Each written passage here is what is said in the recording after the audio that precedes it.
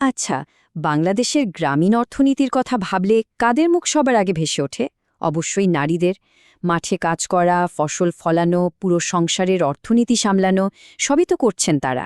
কিন্তু অবাক করা ব্যাপার হলো, ক্ষমতার আসল চাবিকাঠি মানে জমি যখন তাদের হাতে থাকার কথা, তখন ছবিটা ঠিক উল্টো। আজকে আমরা ঠিক এই অদ্ভুত বৈপরীত্যটা নিয়েই কথা বলবো। ব্যাপারটা যে শুধু কথার কথা না, তার প্রমাণ কিন্তু সংখ্যাতেই আছে।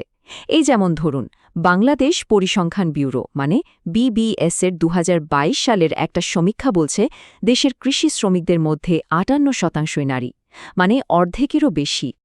তাহলে এখানেই কিন্তু আসল প্রশ্নটা চলে আসে। যদি কৃষিখাতের এত বড় একটা অংশের চালিকা শক্তি নারীরাই হন, তাহলে জমির মালিকানার ক্ষেত্রে ছবিটা এমন উল্টো কেন? কেন তাদের হাতে মাত্র ৫%-এরও কম জমির নিয়ন্ত্রণ?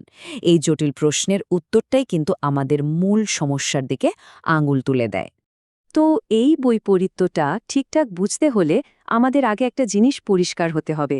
গ্রামীণ জীবনে জমি শব্দটার মানে আসলে কি? এটা কিন্তু শুধু এক টুকরো মাটি না, এর মানে আরও অনেক গভীর, আরও অনেক বেশি কিছু।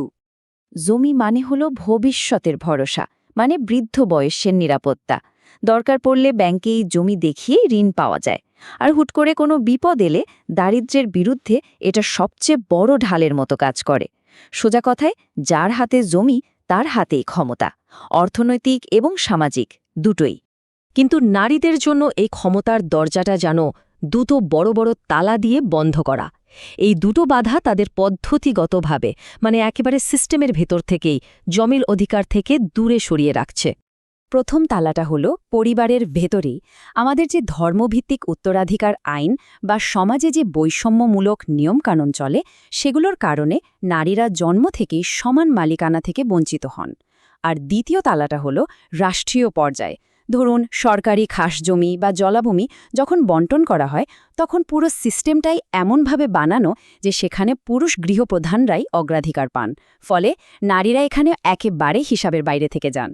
শুধু তাই না, আইন যা আও বা আছে সেটার প্রয়োগ যে কতটা কঠিন, সেই বাস্তব চিত্রটা তুলে ধরেছেন বাধাবন সংঘ নামে একটি নারী অধিকার সংস্থার ফারিহা জাসমিন। তার কথা অনুযায়ী প্রায়ই দেখা যায় স্থানীয় প্রভাবশালীরা এই সরকারি সম্পদগুলো নিজেদের দখলে নিয়ে নেয়। মানে কার সাহায্য দরকার সেটার ভিত্তিতে তালিকা হয় না, তালিকা হয় কার রাজনৈতিক যোগাযোগ কতটুকু তার উপর ভিত্তি করে। এর ওপর আবার আছে আমলাতান্ত্রিক হয়রানি। একে তো প্রক্রিয়াগুলো অনেক লম্বা, তার ওপর কোনো স্বচ্ছতা নেই।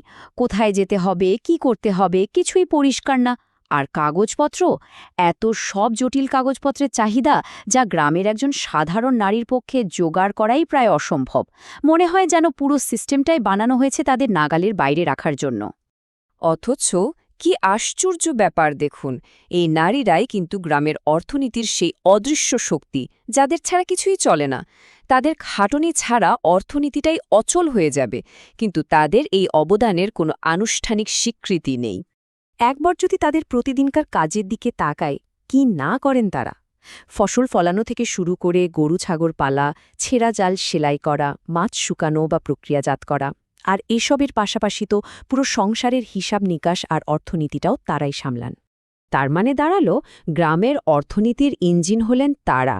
কিন্তু যখনই কোনো আনুষ্ঠানিক অধিকারের প্রশ্ন আসে, যেমন ধরুন সরকারি জমি, জলাশয় বা ব্যাংক থেকে লোন পাওয়া, তখনই তারা হয়ে যান অদৃশ্য।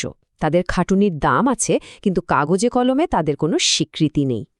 আর এই যে অদৃশ্য থাকার কথা বলছি, এটা কোনো আবেগের কথা না। এর পেছনে আছে একেবারে নক্কর পরিসংখ্যান। সংখ্যাগুলো দেখলে বিষয়টা আরও পরিষ্কার হয়ে যাবে। সাজিদা ফাউন্ডেশনের একটা গবেষণা থেকে খুব চমকে দেওয়ার মতো তথ্য পাওয়া গেছে। দেখুন, গ্রামে যেসব পরিবারের জমি আছে, তাদের মধ্যে মাত্র ১৩% নারীর নামে জমির দলিল করা। কিন্তু তার চেয়েও চমকে দেওয়ার ব্যাপার কি জানেন?